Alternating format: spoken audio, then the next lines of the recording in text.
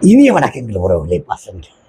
கைலாசநாதர் முதலியார்ன்றது அந்த ஊரில் எல்லாருக்கும் பிரசித்தமானவர். ஒரு முன்சிப்பாக இருந்திருக்காரு.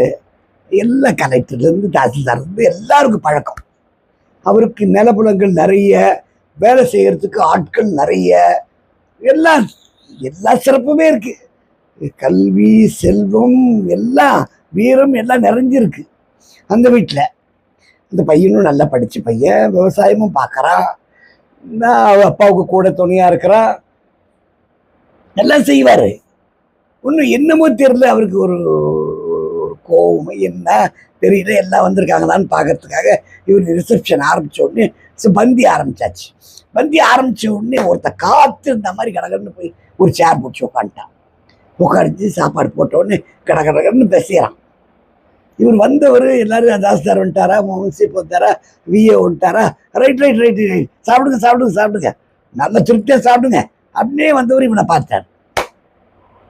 ஏய், யாரா நீ அப்படின்னா, அவன் ஒன்றும் பார்க்கல, அப்படியே பார்க்கல, சாப்பாடு தான் அவன் கவனம், பசி.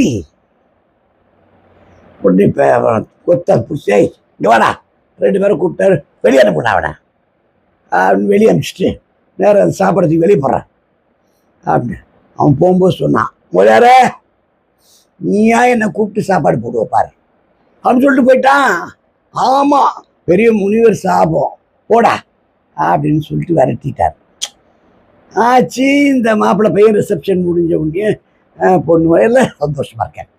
இவன் எதுவும் பாத்ரூம் போகும்போது பாத்ரூமில் யாரோ இருக்காங்கன்னு சொல்லிட்டு சரி பின்னாடி போயிடலாம், பின்னாடி ஒரு பாத்ரூம் தடுத்துருக்காங்க, அங்கே போகலான்ட்டு போயிட்டு வரான். ஏதோ ஒன்று காலில் தீண்டிடுச்சு, துடிச்சு விழுந்துட்டான். உடம்பெல்லாம் கலர் மாறுது. டாக்டருங்க வராங்க, பார்க்குறாங்க, ஒன்றும். அப்போ ஒரு கூட்ட வேலை செய்கிறேன்னு சொன்னான், ஐயா நான் சொன்னால் கோச்சிக்க மாட்டிங்களே, ஒருத்தர் இருக்கிறான், அவன் வந்தான்னா சரியாக போயிடும், சித்த வைத்தியர் மாதிரி தான், சரி வர சொல்கிறான்னு சொல்லி போய் கூப்பிட்டு வந்தோன்னா அவன் என்ன யார்கிட்டையும் எதையும் பேசுகிறவன். அவன் தான் தூக்கி எறியப்பட்டவன். சாப்பிடும்போது தூக்கி போட்டானே அவர் தான் அது. ஆனால் அவனும் கண்டுக்கல. வந்த உடனே கட்டு போட்டான், வாயை வச்சு ரத்தத்தை ஃபுல்லாக உறிஞ்சிட்டு திரும்ப மருந்து வச்சு கட்டினா. கொஞ்ச நேரம் ஆற விட்டான், திரும்பவும் கட்டை பிரித்தான், திரும்பவும் உறிஞ்சினான், திரும்பவும் கட்டு போட்டான். கட்டு போட்ட உடனே உயிர் திரும்ப பழைய எப்படி வந்துட்டான். வந்த உடனே அவன் முதலியார் 2 கையால், டே கண்ணா, டே தப்பிச்சு மன்னிச்சிடறா, என்ன நீ தாண்டா வந்து பந்தியில் முதல்ல சாப்பிடணும், நீ வாடா, நான் என் கையால் பரிமாறுற வாடா அப்படின்னு சொல்லிட்டு கூப்பிட்டு போனார்.